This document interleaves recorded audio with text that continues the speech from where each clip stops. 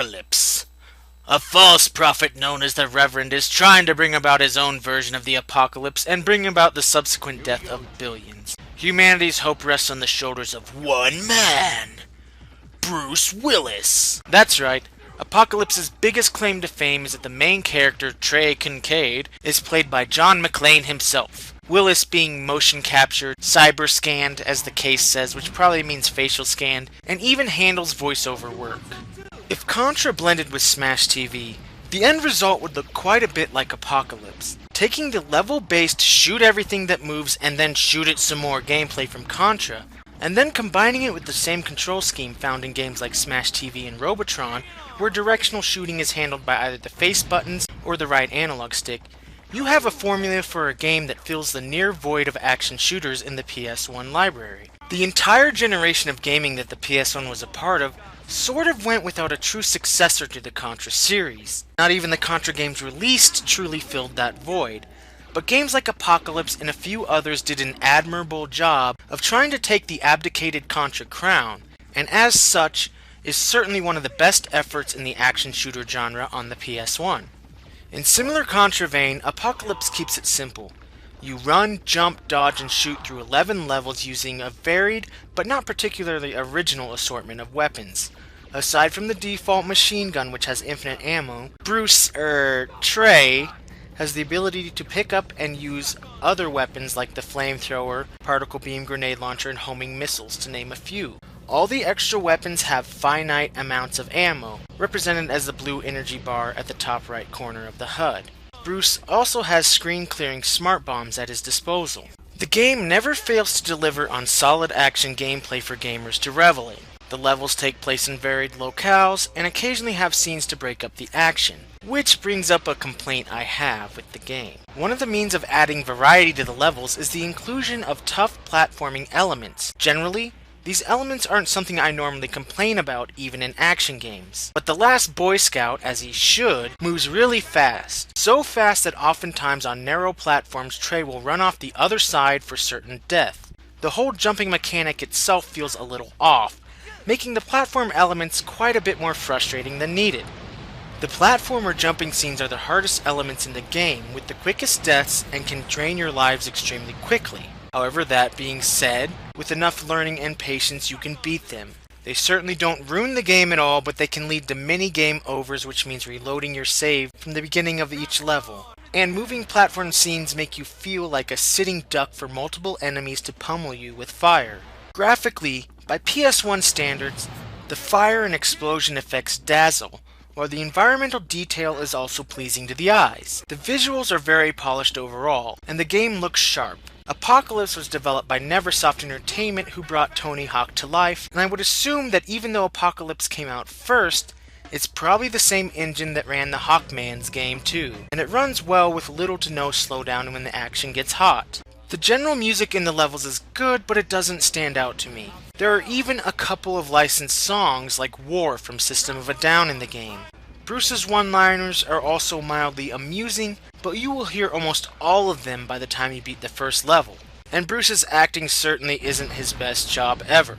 Apocalypse is also only single player and has only 11 levels. Once you beat it a couple of times, there isn't a ton of reasons to come back to replay it. But I can't really fault it for what it doesn't have as opposed to what it offers. And overall, it doesn't take the Contra crown, but it is in itself a fun action game that fans of the genre should look into. And if Apocalypse interests you, here are two games from my own collection that I would also like to suggest. MDK. I recently did a video review on this one. Originally developed by Shiny on the PC, but ported to the PS1 by Neversoft actually, its unique art style and fun play mechanics make this a must-have for action fans. 1. No, I'm not pulling a Who's on First on you. That's actually the game's name. 1. This game comes from Visual Concepts, who would later go on to develop the 2K Sports line for Sega on the Dreamcast, and is very similar to Apocalypse in concept, but goes about it in a different way. It doesn't have the Robotron controls, but the more stuff you blow up, the higher your rage meter goes, which fills up your life and makes your weapons more powerful. There are also some tricky jump scenes in this one as well. Bust a Groove. I'm notoriously terrible at any game that requires the reflexes past those of a drunken sloth, so I apologize ahead of time for this poorly played footage. Bust a Groove, known as Bust a Move in Japan, but due to Taito's Puzzle Bobble series taking the name in North America requiring a subsequent name change, is a rhythm and dance game which requires you to put in button combinations in a timed manner. On the left bar is a combination of D-pad directions to be put in at any time. On the right of the bar is a button you must press every 4th beat in the game. So you have a 4-beat time limit to enter the directional pad commands before you press the button, with each 4th beat changing with the song's tempo. Bust a Groove was one of the earliest games influenced by what I call the Parappa effect. I'm not sure off the top of my head, but save some obscure Japanese game, if Parappa the Rappa was the first music game, or rhythm game if you will, and one may even be able to argue that it's just a music version of previous QuickTime event games like Dragon's Lair. But you've gotta believe that every music game since can trace its roots back to Parappa. It doesn't matter if it's a dance-off game like Bust a Groove, Dance Dance Revolution, or even the modern Guitar Hero and Rock Band series. The Parappa effect has left its mark on gaming, opening up an entirely new genre, and Bust a Groove, while not being as memorable as Parappa, is a quality, if not almost forgotten, early addition to the genre. The single-player mode has you dancing off against another opponent through 12 stages. The progression is similar to a fighting game, and there are 3 difficulty settings to play through the game with. So if you're sucky like I am, you can make the game easier to get through. Aside from the 1-player game, there's also a 2-player mode and a dance view mode where you can customize the moves of characters you've already beaten the game with. Overall, Bust a Groove may not beat Parappa, but fans of the genre should check this game out, and its sequel, Bust a Groove 2. I don't currently own Bust a Groove 2 though. And since I'm only suggesting games out of my own collection, which disqualifies Parappa, though it's a given, I have these 2 suggestions instead. Jammer Lammy.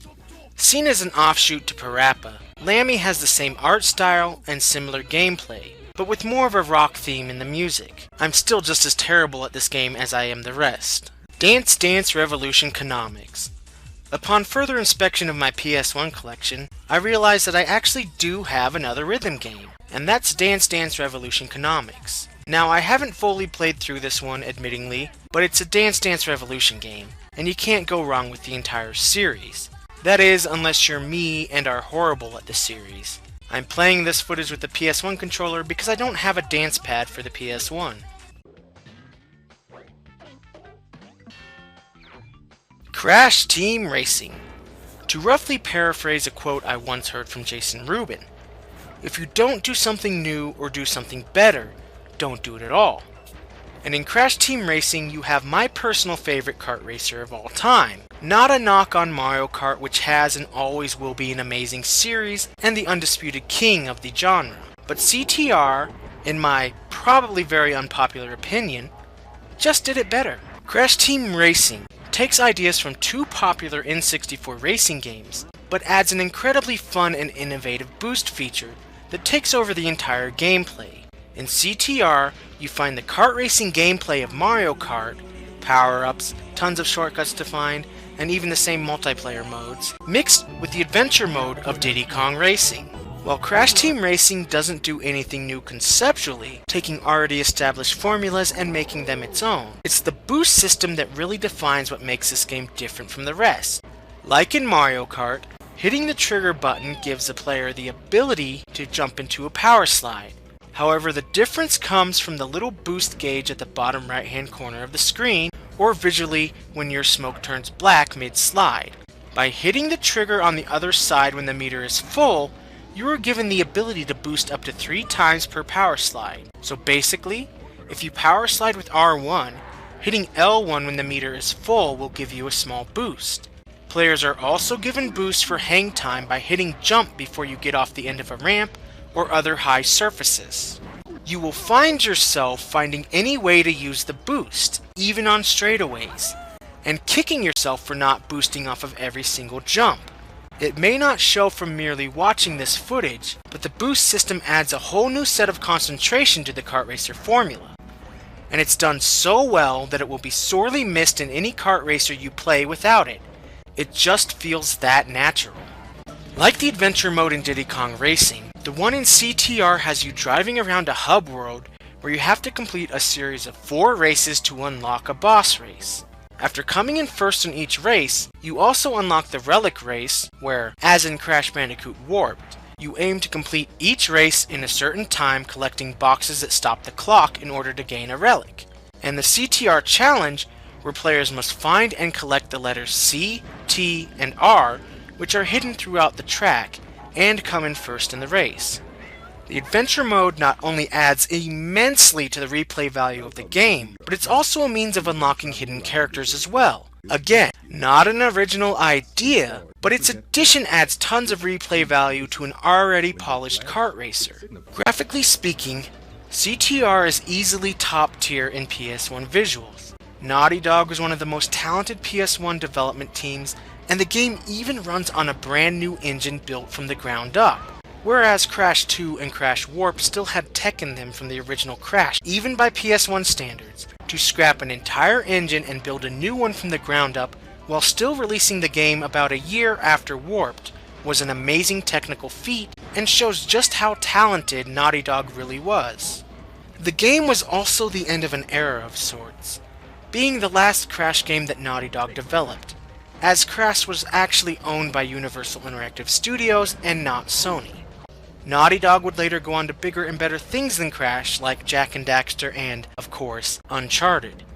And speaking of games that haven't been the same since, CTR also has a hidden demo of Spyro 2, which was taken away from Insomniac for the same reason that Crash was taken away from Naughty Dog. To unlock the demo, at CTR's main title screen, R1 and L1 hit in sequence down, circle, triangle, and then right. Looking into my own collection, I realized that I don't actually own any other kart racers per se. The general suggestions that come to mind are games like Speed Punks, Motor Toon Grand Prix, and even Walt Disney World Quest Magical Racing Tour. So the closest 2 I have are Nascar Rumble. This isn't your granddaddy's NASCAR game, taking the NASCAR license and infusing it with the kart racing genre, with tons of shortcuts to learn and a crazy amount of power-ups like tornadoes that spin your opponents around, which makes for a mixture for what is easily one of the PS1's best alternative racing games. Don't be afraid of the NASCAR name, this is a must-play.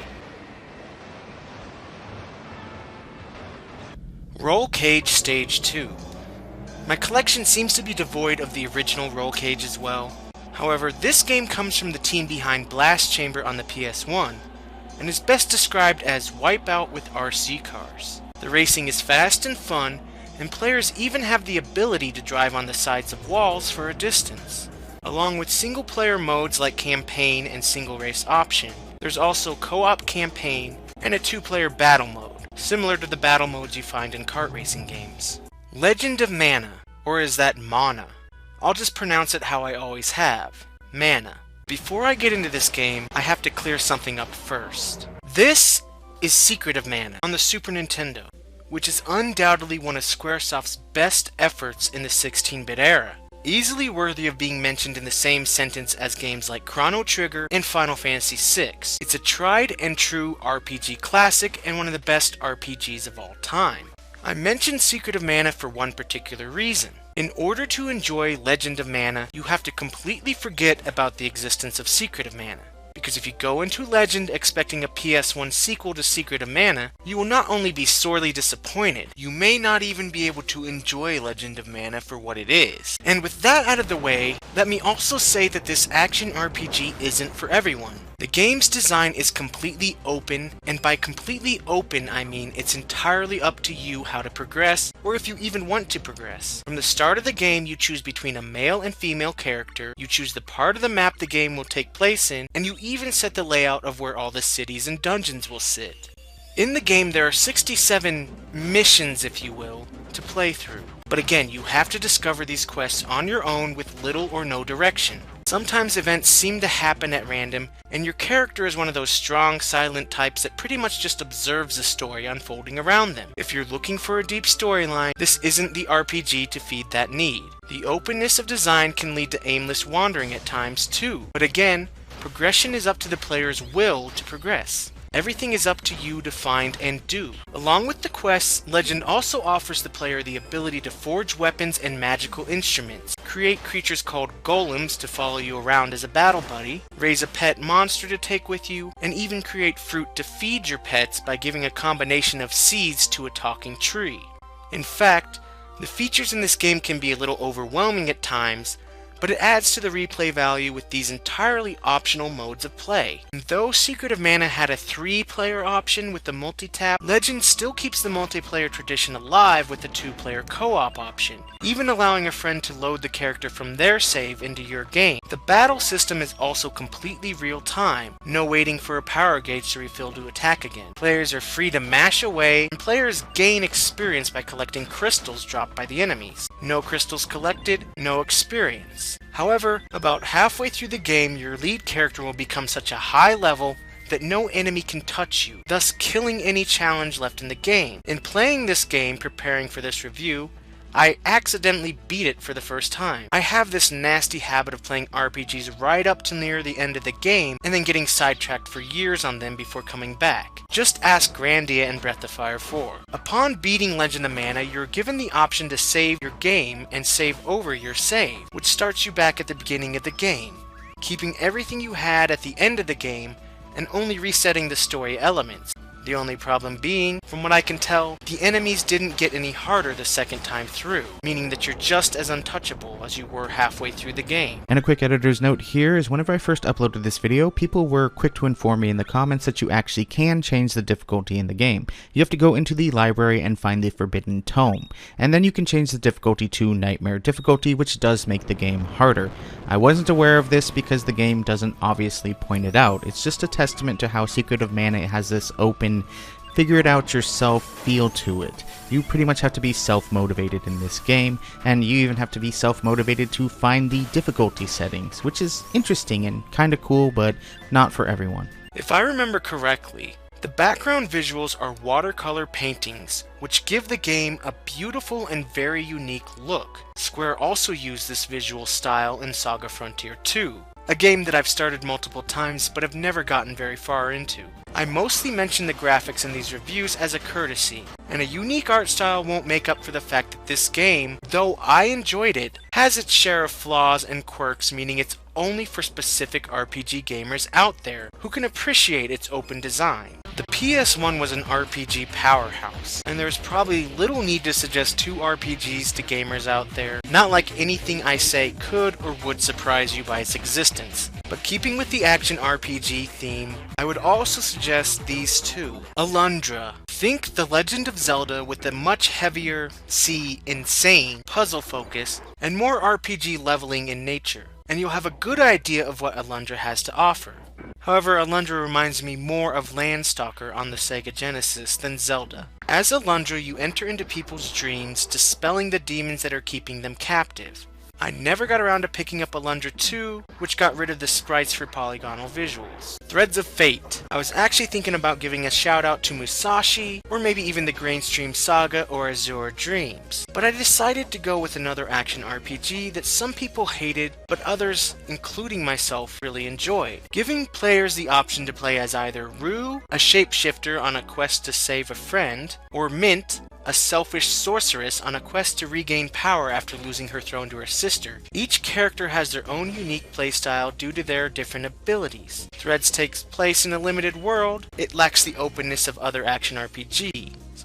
It's also really short in length, even with 2 characters to play through with. But there is still enjoyment to be had with this action RPG. That's Quake 2 for all you slobs out there that don't recognize the symbol. Minimum system requirements to run Quake 2 on a PC are a 90 MHz processor, 133 MHz recommended, 16 MB of RAM, 24 MB recommended, and for GL Quake you needed a graphics card like a 3DFX Voodoo, Voodoo 2, or even an ATI TNT Rage, among many other options at the time. The PS1 specs: 33.8 MHz processor, and 2 megabytes of system RAM.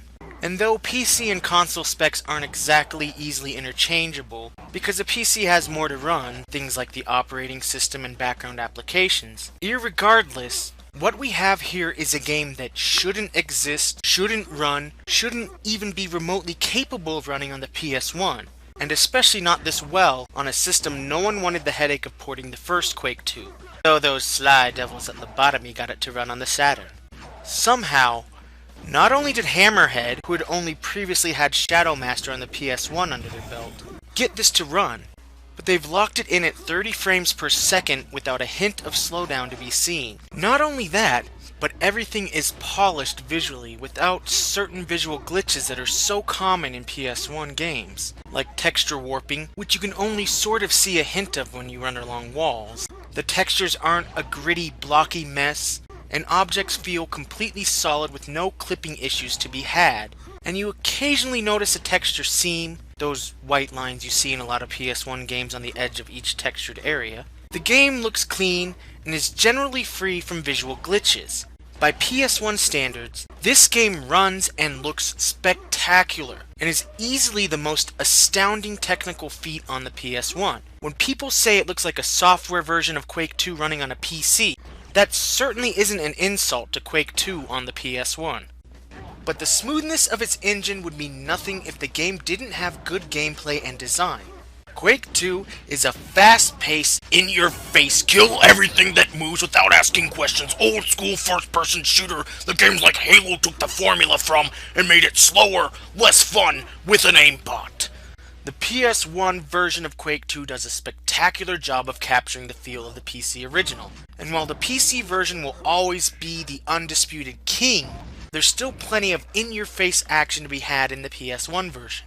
The enemies may not be the smartest in the world, but they make up for it in numbers, toughness, and just surprising you. The weapons feel just as hefty and satisfying to use as they do in the PC version. You definitely get the feeling that your lone doomed Space Marine is a badass just by the feel of movement and gunplay. The 15 levels, all filled with secret areas to reward exploration, are taken directly from the PC version and remain as true as they possibly can to the PC levels. But as expected, cuts needed to be made to fit them into the PS1's lesser RAM. However, PC gamers will certainly recognize these areas. The PS1 even faithfully sticks to the hub world design of the original, where the game doesn't use the same level progression as Doom or even the original Quake. The hub world design means Quake 2 takes place in giant levels, loading in portions from each part of the level as you go along, meaning that the game feels like one large seamless adventure. Oftentimes you are required to travel back and forth through previous parts of the level to progress, giving the level design more of a Half-Life feel than Doom. The load times are also incredibly fast between the areas and don't really feel like a break in the action.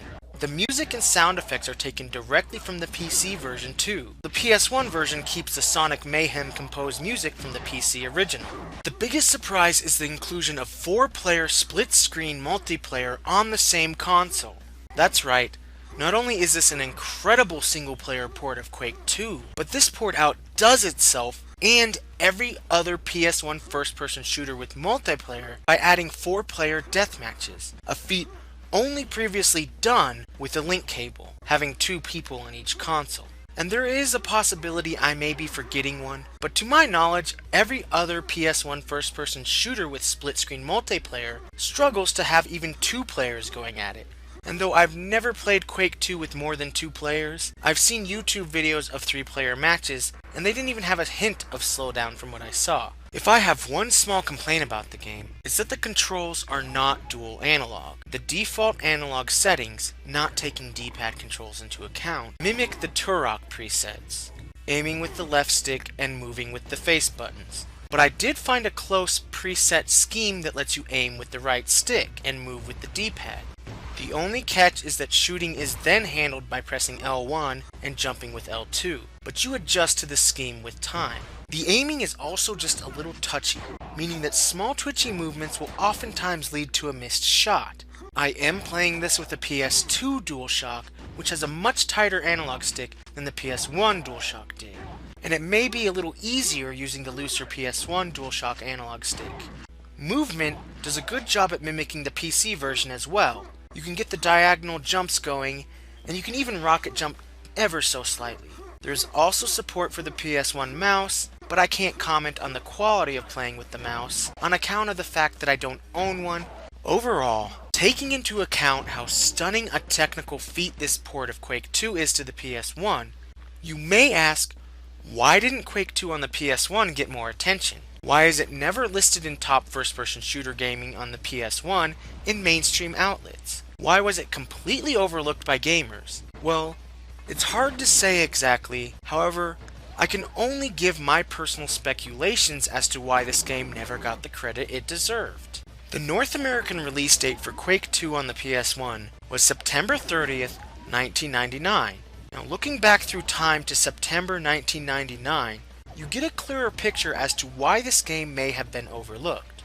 On September 9th, the next generation had begun when Sega released the Dreamcast, specifically choosing September 9th to thumb their nose at Sony, who released the PS1 on the same day 4 years prior. Final Fantasy VIII also released on the same day as the Dreamcast. So gamers' attention was not only on the launch of a brand new system, but also with the release of a hugely anticipated game, 21 days prior to Quake 2's release. So suffice to say, the gaming media's attention was drawn away with the first wave of Dreamcast offerings, meaning excitement was at a minimum for a port of an already 2-year-old PC game.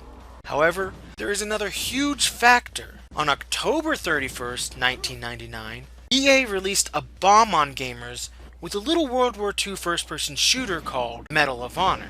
Quake's late September release means that many of the gaming magazines at the time reviewed it in the exact same issue as Medal of Honor, and you can wager a guess as to which one got most of the attention.